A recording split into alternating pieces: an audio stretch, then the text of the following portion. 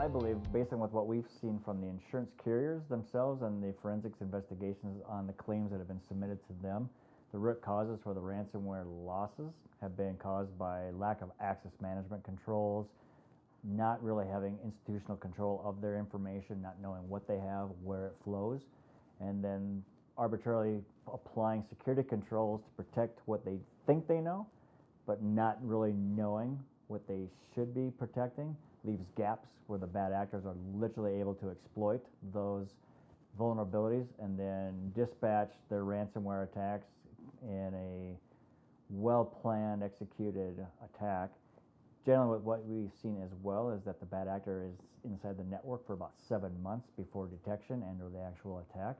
So if you think 7 months of what I could do inside of your network without you knowing, can be catastrophic for organizations, and that is generally with what we've seen, lack of access management controls across the entire organization, not just with what they think is critical information. So with the discussions that I've had with the CISOs, they don't, when it's off the record, they don't know what information they have, where it really goes.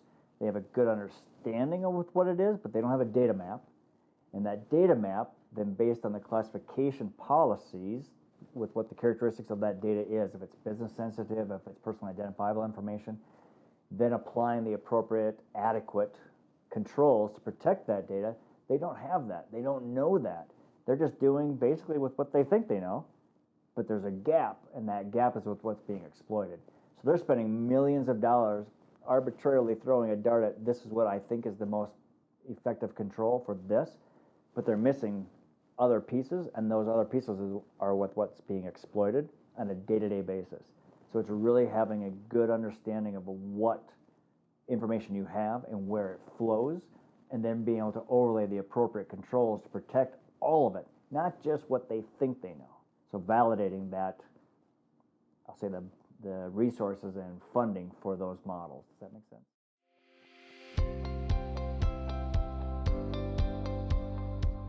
I believe organizations can better protect themselves from ransomware and other cyber events is truly understand what data they have and where it goes collectively. So if they do know that, they can take that budget and they can overlay the appropriate controls based on what their regulatory requirements are and with what best practices are. If you think of all of the industries out there, and I'm going to go global to US and federal, local, wherever it might be, every one of them has a component of a federal law of some sort.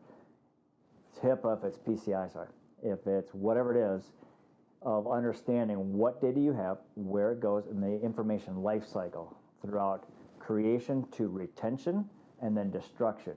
And if I'm able to understand what data I have, classified accordingly, protected it adequately, and then ultimately once it's obsolete and no longer needed, I can destroy it and show a record of that, I'm doing the right things, and I'm going to have a better control of the ransom that potentially is going to impact me. And if it does, and it may still impact, I can identify it quickly, I can segment, I can contain it, and it doesn't cascade and become a catastrophic loss.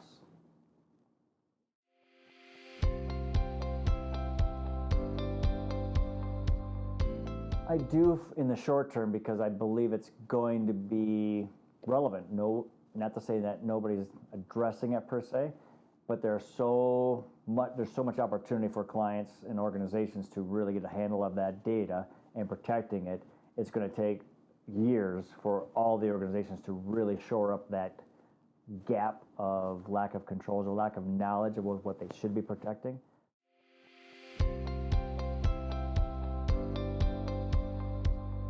And ironically, a lot of the data that is not taken into consideration is the employee's information.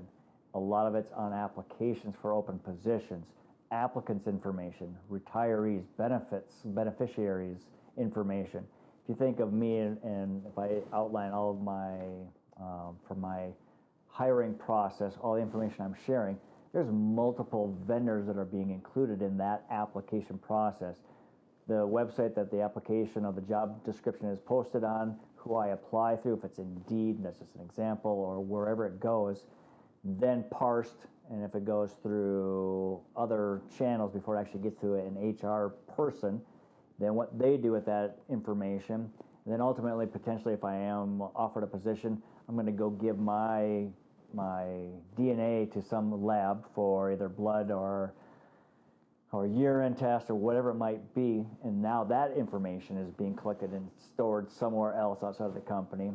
So, and then the beneficiary's information and all that other data is not viewed because it's not business critical data. It's HR's job. It's their piece of the pie, but it's not. It's literally understanding what information the organization has, again, collecting all of it across the entire organization, who has access to it, where does it go, how long are they storing it, are they selling it, are they able to sell it, did you even look at the contract of, I'm going to use you, but did you know they're selling my information, my DNA to wherever it needs to go, and they're making $1 billion on just my sample. So the lack of that is one of the key areas is HR and employees' data or applicants' data.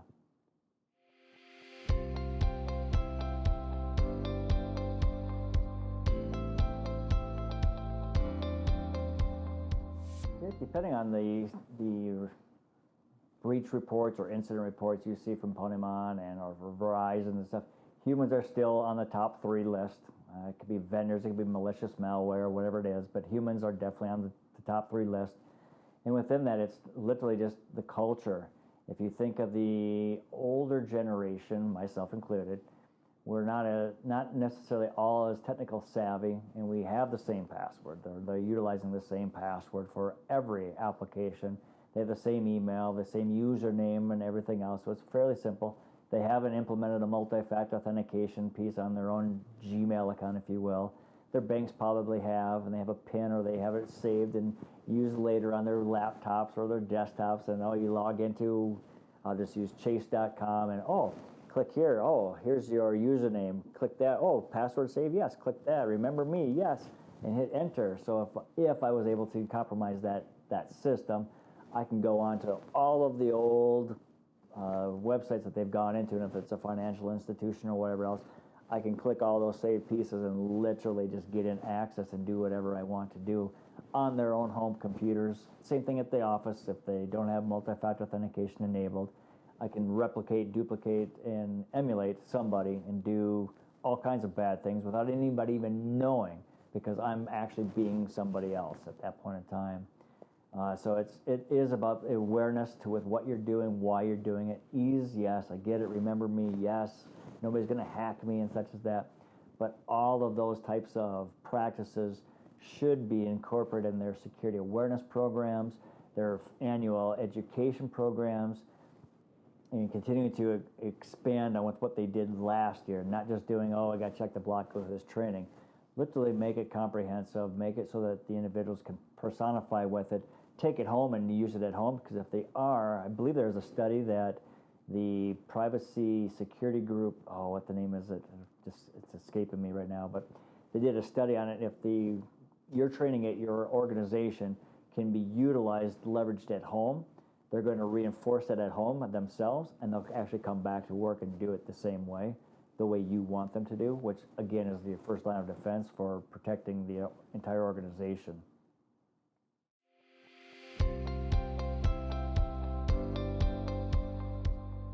I still see COVID as being a main player of trying to trick individuals, elderly individuals, to doing something, giving up credentials. Hey, I'll give you a true example. Talked with an associate of mine whose parent was compromised because they were on the phone for an hour with one individual who said, hey, you've had a bad actor in your network or in your computer.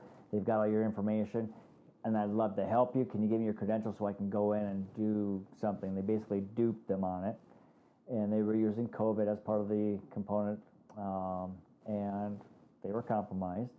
And then they were saying, but you can pay us, and we can do all this right now, and you can pay us right now via credit card, via PayPal, or whatever it was. And they did, and of course then nothing happened, and the parent talked to said individual, oh my God, Mom, don't do that, don't get her. But anyway, so rectified that very quickly and we get the money back. So whew. Anyway, but it's thriving. I mean, don't let a bad pandemic go to waste kind of thing from the bad actors' view. Is, oh, what else can we do to exploit this? So it's really just being aware of what types of scams are happening.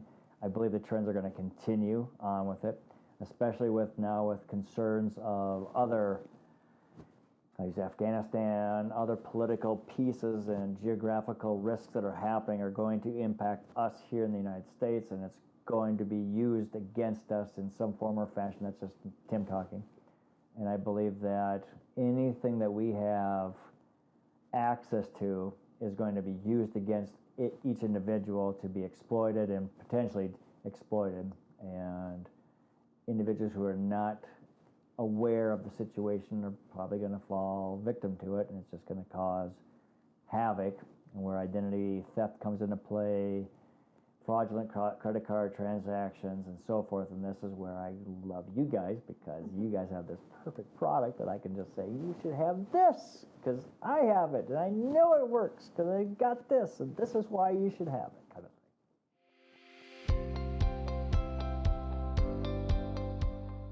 My most favorite characteristic of your product, for me, is that I have access to all of my information, but also my daughter's.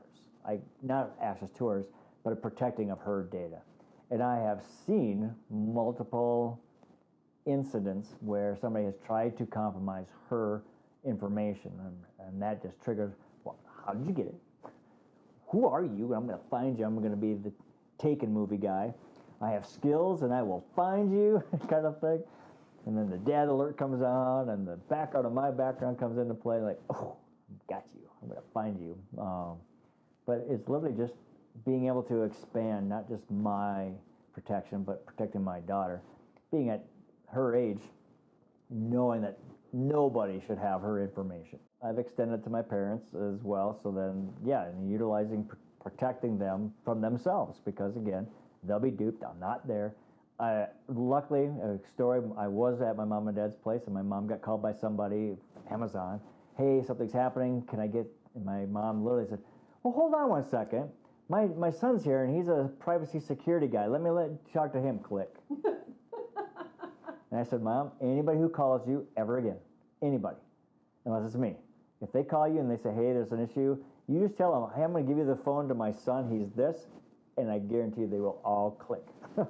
They will hang up. She's used it a couple times, and it's worked. So, but yeah, so just to protect, not just my protection and not just my comfort of knowing if something was to happen and still bleed through, I know that the product and the services are going to be provided to me that are going to help me restore myself, my sanity, and my work production is not going to be compromised because I'm not going to be worrying about trying to go back and restore my information, my identity, and worst case, not having to restore my daughter's.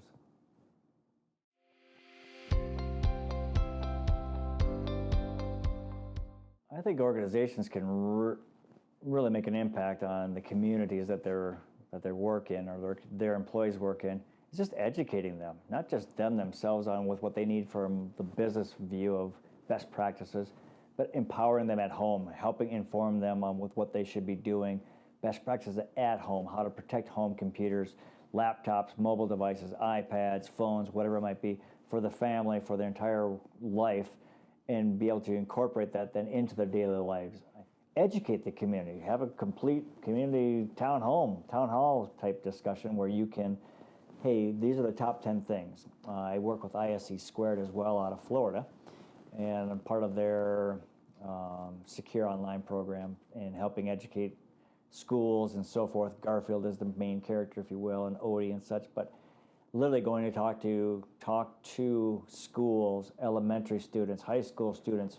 These are the risks that you do, especially with photos and with what they post online is always there forever, and they'll never get it back. Even if they delete it, somebody else has screen captured it or something else, or forwarded on, and they lose control of their data that they've posted. And understanding what those impacts might be in the future. There are plenty of cases already where people have tweeted something 10 years ago, not 10 years ago, whenever, 5 years ago, and it's now being used against them because that was their perspective or their whatever it was at that point in time, and now it's being used against them. And well, what's your stance on this now since you said this? And just really being aware of, cautious that the world today is a snapshot. Everything you do is being caught, captured, and will be used against you no matter when and where in your lifetime, even today, 5 years, 10 years, 20 years from now. So helping really educate everybody will also, I believe, will bleed into the organization and help them do the right thing at work as well. Treat that information as it's theirs.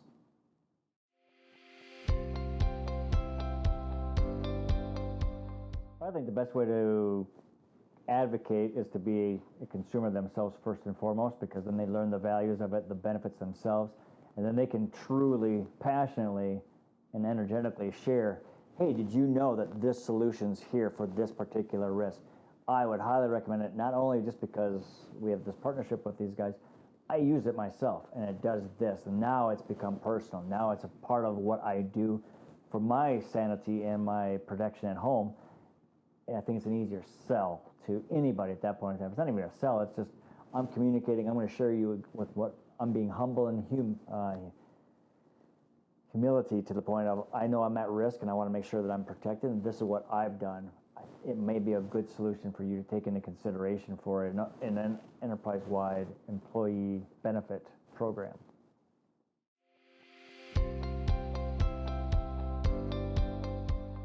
A lot of it's just the resources, or lack thereof resources, and lack of expertise on staff. They might have an IT person, one band team, if you will, and that individual is overtaxed on everything they're trying to accomplish. They just don't have the time and or the visibility to what they might need to have focus on at a particular moment of time. They might have a pulse on everything, but they're not seeing everything real time. And by the time they actually see it, it's too late. It's already happened. The attacks happen within seconds, and generally there's two attacks that happen. There's going to be one that's a ruse. It's kind of like if you watch little kids playing hockey, the puck goes in the corner, they all skate to it. Even the goalie, they all skate to it. No, go back. And then somebody breaks to the end and passes it out, and they get a goal because everybody's to the hockey puck. The same thing happens with these smaller, medium-sized organizations where they have minimal staff. They see something and they all jump on that incident and they're all focused on it, whereas then now over here, wide open, and I can exploit them even worse because they're not going to see me for a long time potentially, and I can wreak havoc on their entire organization and really cripple them for a set period of time. So lack of resources is the first piece, and part of that solution is working or identifying an opportunity to work with a partner that specializes and supplements what they have or lack what they have, and be a resource to them. From the insurance world, it's not only the insurance carrier and their preferred partners and vendors that they provide, and if you have the right broker, the brokers have their own partnership program. So now it's not just the client trying to protect themselves from a cyber event. It's the client, their resources, Lockton, their resources, carrier, insurance carrier, and their resources. Now it's three different parties that are basically trying to protect this type of an organization.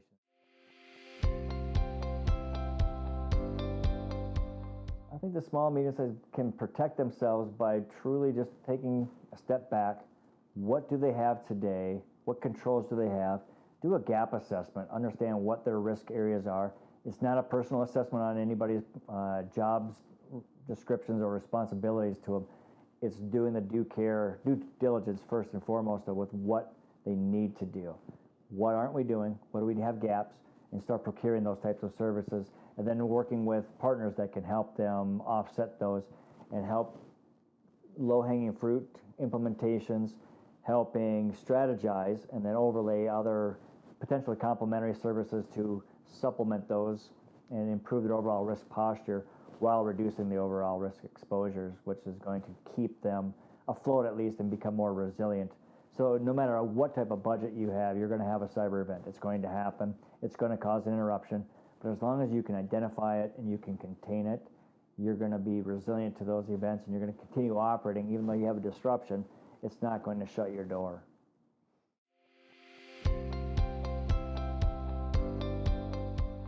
I don't agree with that. I believe that there's a comfort level of that your employees are back in your control and your office and you have control of those systems. I don't believe that that is accurate. You do have more control of that. That is accurate with what systems they have access to and such as that, where they're unable to, an employee is unable to download something to their home office, if you will, at home, and then send that or somehow transmit that to your operational within your work environment. But the employees still have full-on access unless you've completely, literally taken away all the credentials and other virtual accesses they've had over the past 18 months or so, and repurposed or restructured their, what's the right word, environment as a now work from the office employee. They're still, I believe they still have the same risks that they had when they were remote. They're going to go home, they're going to still work from home, they're still going to have those risks, and it's still going to happen. Whereas if they're even just at the office, unless they're not using work at home completely, then maybe I would agree. But I doubt that that's the case, where they're going to be virtual still in certain cases, traveling again and meeting with clients, working at home, working from hotels. Those risks are still there. They're going to be relevant. They're still going to be exploited, and they're still going to cause organizations grave risk. The mobile devices, everybody's training, doing your phishing training, and I'm working on my laptop or my desktop, but 90% of the people utilize a mobile device, and they're driving, or they're somewhere on a plane, or they're on an airport, they're walking, or wherever they're at, and they're reading their email on a phone one-handed, and they're going to see an email, and they're going to click on it, and guess what they just clicked on? Ransom. And it's going to cascade through that system. Now, it might be a cloud environment where it can be contained quicker, but it can cascade. It can cause a disruption to that type of environment, and they're still not being trained on those pieces. So those risks haven't gone away. They're still there, and I believe that the mentality is that if they're at the office, that's not going to happen. It is going to happen. It still is happening. We're seeing it every day. So I don't agree with that.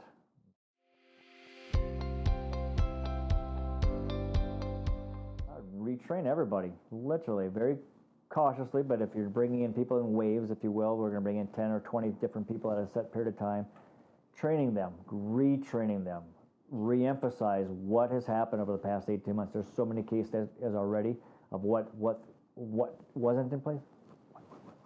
What wasn't in place. So now we know, and we've done this, we want to train everybody. Just keep them aware with what has happened, what is happening, the threat vectors that are caused against our company. What have we seen personally in our organization, and make it real. Don't hide it. Use it, share it, communicate it, train off of it, because that is real. It is happening and is happening. And as they go along, training those individuals that are going back into the office, not only on their work environment area, but translating it back to at home. When you go home, don't send your email from home to the office. Don't send your work office email to home office, to your personal email. Implement multi-factor authentication on Gmail or whatever it is that you're going to utilize. Ensuring you do all the best practices at home or at work, also at home. Protect those pieces. The credentials are the main piece. And literally, if I can access credentials to Gmail, I guarantee I'll find every one of you a personal email or a work email sent to your personal email address. And I will be able to potentially compromise your personal email account with those credentials, find that email, and utilize that against you in some form or fashion. I know I can.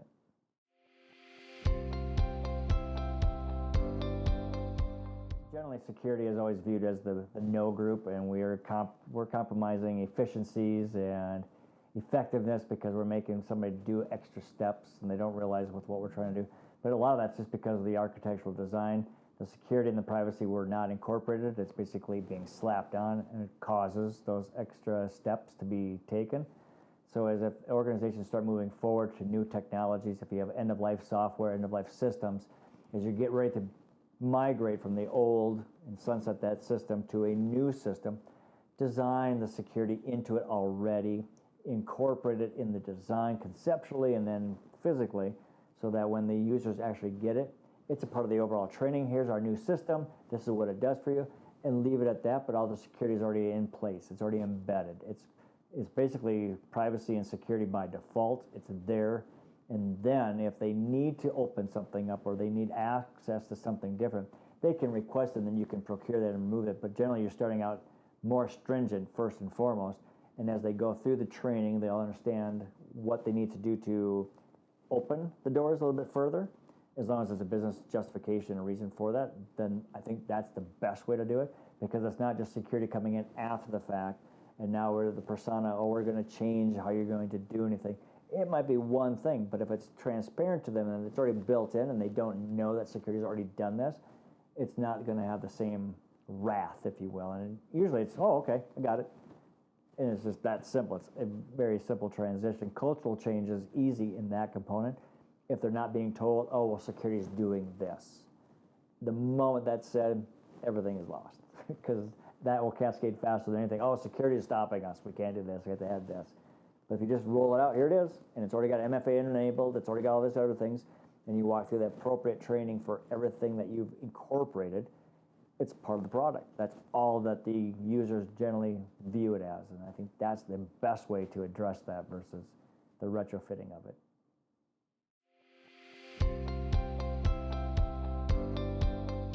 I don't know if it's a hiring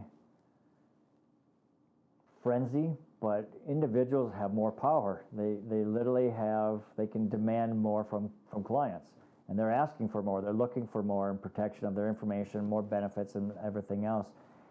And what the key risk is that the HR groups should be doing is communicating how they're protecting that person's potential information, what they're able to offer, how they're able to offer that, and minimizing any risk or concern for an individual who's coming into the organization.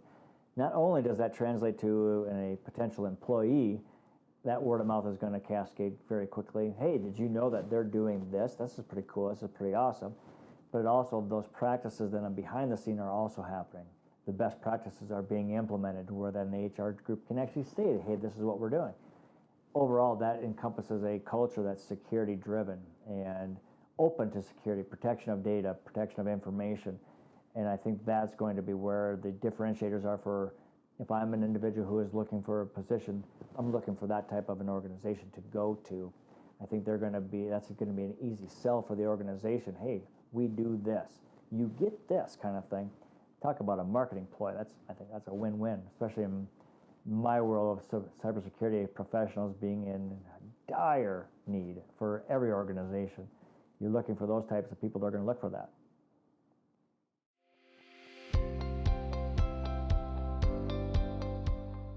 So hypothetically speaking, let's just say that, there's an individual who is applying for a job, and then they find out they didn't get the job, and then they find out shortly after that their identity has been compromised. And they've only applied for one job, and they have proof that they've only applied for one job, and they haven't been anywhere else to where this information potentially would be compromised. And they go back to this company that they had applied to and said, hey, my information's been compromised. Could you tell me where that you shared my information with?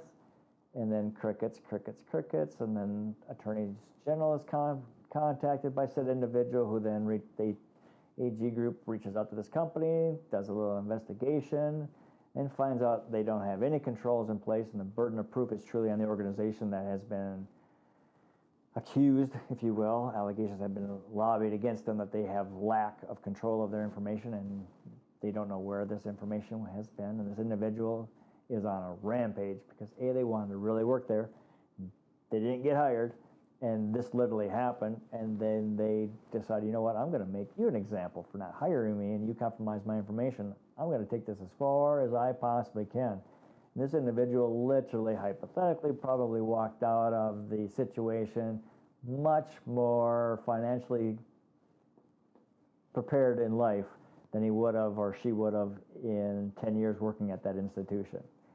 So it really is the burden of proof of protecting that information and the risks of identity theft during an application process, knowing who you're going to use, your vendors, contracts, ensuring that those vendors are not sharing that information or selling whomever your applicant's information is outside of their knowledge, protecting it, ultimately either getting it back and or having a destruction attestation from that vendor.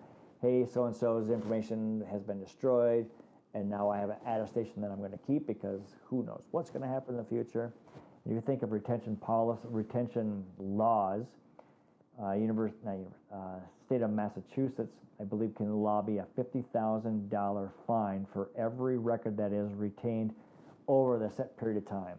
So if it was 5 years and I kept it 5 years and 1 day and the record is obsolete and there isn't a process to delete that, anything past that 5-year limit, that's just a hypothetical, is potentially at risk of being fined, every one of those. So if you think of an organization that has 5,000 records, individual records of Massachusetts individuals, and they don't destroy it in a timely fashion, and that information is compromised after that retention deadline, $50,000 for every 5,000 people. That's a extensively large fine that can be levied. That's real. There are real cases about those types of data retention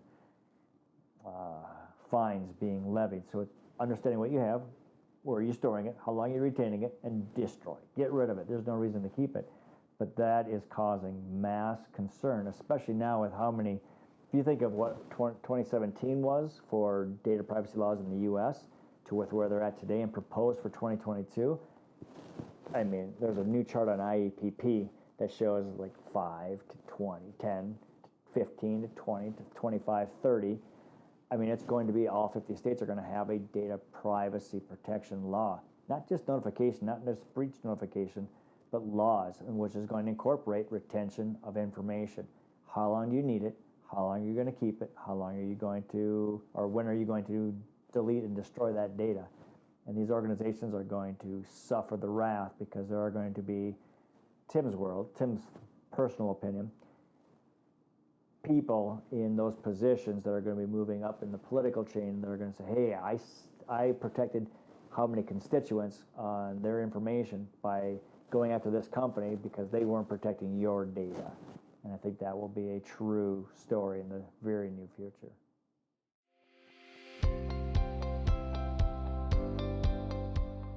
So part of that was vendors cutting off or furloughing and or letting go of their work staff that have credentials to your information. So really knowing who has access to your information. That's one of the risks of separation. But also as an individual from separation piece, I'm going to start just blanket applying for all kinds of jobs. And there's going to be fake websites that are job sites, fake job descriptions, fake everything. And I'm so in need of a job, I'm going to just start sending. I'm not even do my due diligence on looking at that website. It looks like Indeed. It's just an example, INDEED, where E might be a 3 or whatever it might be. The I might be a 1. And it all looks like, and I just, here's, put my resume, all my information, my contact information. Oh, and if you pay a credit card for $5, literally, that's even $1, you'll be on top of the list. I'm going to put in my credit card information, and I'm going to buy that, and I'm going to be on top of the list for people to find me and find my job. Well, that information was just captured, all of it, including the CVC on the back end, and I now have everything I need to do is basically go run my own credit card information and be fraudulent on that particular individual. So not only did I just lose my job, now I also have credit card fraud happening potentially, and I'm going to have to fight that, and it just compounds on the people, and that risks of being vulnerable expand daily because of those types of scams that are happening on a daily basis. Other risks are the organization who potentially have let people go. Now they're going back to the office. You know what? Maybe we need to bring in new people. And their websites, their practices, their partnerships that they've had in the past have been compromised, and we haven't asked them about it. We're not doing it because they were a previously partnered program with us, and we're not doing our due diligence. So again, going back to, are we safer if we go back to the office? I don't believe so, because there's so many other components that have also been impacted by the pandemic with individuals, systems, and so forth. Whereas when we come back, it's not the same world, and we need to really put a stake in the ground and start vetting and analyzing, assessing every partnership, everything external and so forth, but nobody is really going there because we just want to get everybody back to the office. We're back to the office.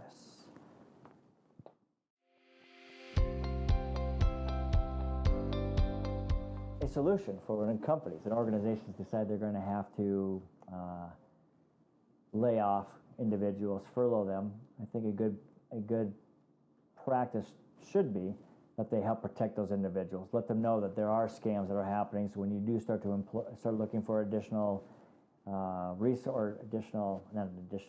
looking for a new position, be very cautious with that. Don't just blast out to all of these websites.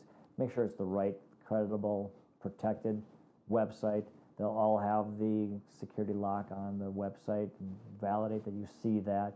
Confirm that it is where you're sharing your information. But on top of that, just the best practices of how to go online kind of thing. Protect them as well, their family members, and utilizing a identity protection program like Aura provides with Identity Guard and helping them really protect themselves as they go out into the world and do the new things. I think that'll bridge an olive branch for the organization to those individuals impacted. And who knows, they may come back in the future, and you don't want those good, talented people that are potentially just have to be let go to have a scorned atmosphere when they walk out the door. You want to make sure that you're somewhat helping them in a situation so that oh yeah, they did help me, and they won't necessarily speak bad about you and bad publicity just from an individual's point of view, which can be very loud, very impactful for one voice if they are truly disgruntled. Well, I think the best part about the program of offering it to employees is just hey, we're doing this. This is where the world is today. We want to protect you. We want you to be focused on your life and your work here and being productive and not having to worry about interruptions of your identity being compromised or your family members being compromised. We want you to be protected so you can enjoy life and come to work and do what you need to do, and not have to deal with anything else. Similar to an organization I used to work for at Medtronic in Minneapolis, whereas you see their symbol is the individual who's laying on the table, basically, and then they're finally erected and they're up in operation and walking out the door and they're living life vibrantly because of the solutions that Medtronic provides to them. The same mentality in the healthcare arena. When they come in, you don't want the patients to leave in a worse state than with what they entered. Yes, they're coming in for a reason. There's something wrong. Let's fix them, but not when they leave where they have something new, an issue to be concerned about. Identity theft, credit card fraud, whatever it might be, pharmacy fraud, whatever it might be. We want to protect your employees, so that they're not having to deal with that while they're our employee.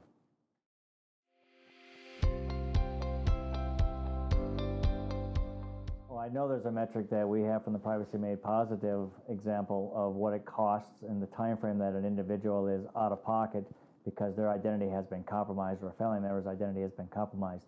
That's their focus. It's not going to be work. No matter what you want them to do, they're not going to be focused on it. They're going to go back, try to fix themselves and their family first and foremost, and that's the way it should be.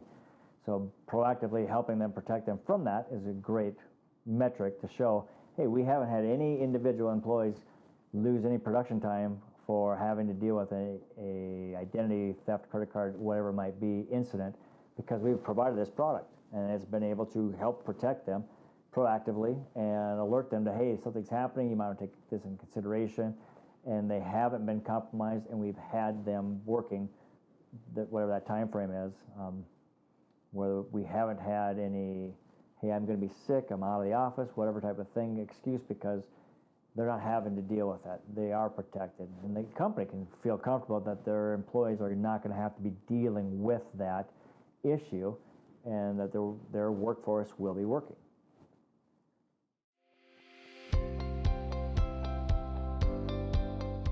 As a part of a survey group that talked to a number of organizations about what it costs an organization if their information has been compromised, and if it wasn't compromised, what would that difference be? And the value of having their workforce not being compromised, being protected, is astronomical. There's quantifiable evidence that if workforce members are protected, their data privacy is protected, that they are productive, they are working, and they feel more loyal to an organization that is also extending an effort to help protect them, not only as an employee, but as just a person and a family member.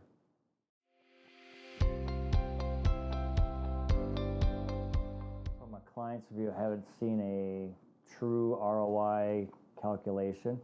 However, if you take the metrics that it takes between 18 to 24 months to restore your identity, and it's up to $20,000 out of your individual pocket to do all that. Think of a lost Social Security card number that's been stolen or just purely lost. Think of it basically recreating your identity, passports, resubmitting for passports, timeframes for those, family members. Think of all of your benefits. Think of everything that has been compromised that you have to go change if you were going to change them with your Social Security number being reissued to you, and other pieces, driver's licenses, basically everything that you've done, your lease, your mortgage, your automobile leases, everything that has a Social Security number associated with it has to be altered, updated to your new. The time that it takes, the cost of each of those is not comped to you. You have to go pay for all those pieces and ask the other companies, your partners that you're sharing information with, to update their records with that new Social Security number and that new identity, if you will. That's huge. Then, not only taking that into consideration, your Social Security benefits that have been racking up since you were 12 or 13 years old, and making sure that all of that is also incorporated into your action items to restore. Again, up to $20,000 in 18 months to 2 years.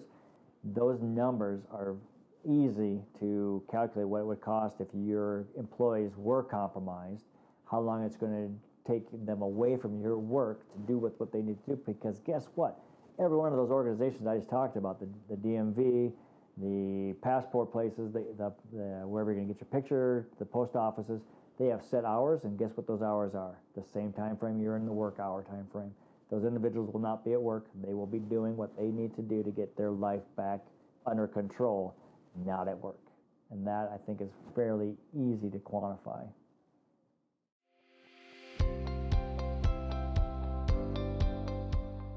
I just like the ease of it, the accessibility of that. I could do it on my phone, I could do it on the computer, I can input my information to it collectively.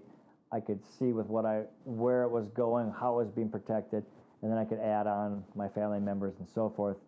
So it's all encompassing. It's a holistic approach to it, and it provides me, I'll say, comfort on all avenues of my identity with whatever it's connected to. It includes even the credit cards, as I said, and you can put in any sensitive document that you want that can be watched, monitored, and so forth. I think that's just the value. It's not just for me. It can be for my entire family.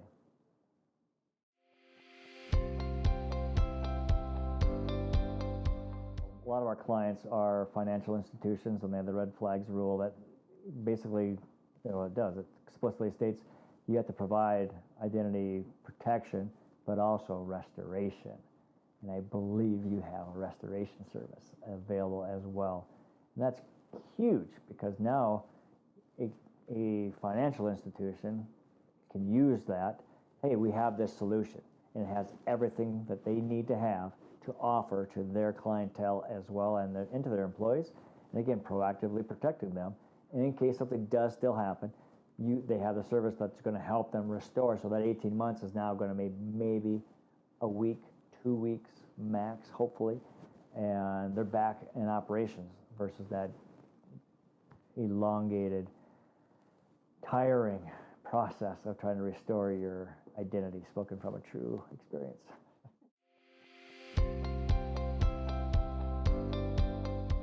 For just a sense of security and comfort, do it. First and foremost, lock your credit reports, all 3 of them, and buy this protection, because it's not just the credit cards, but nobody can create a credit account without those being opened, so that's an easy win.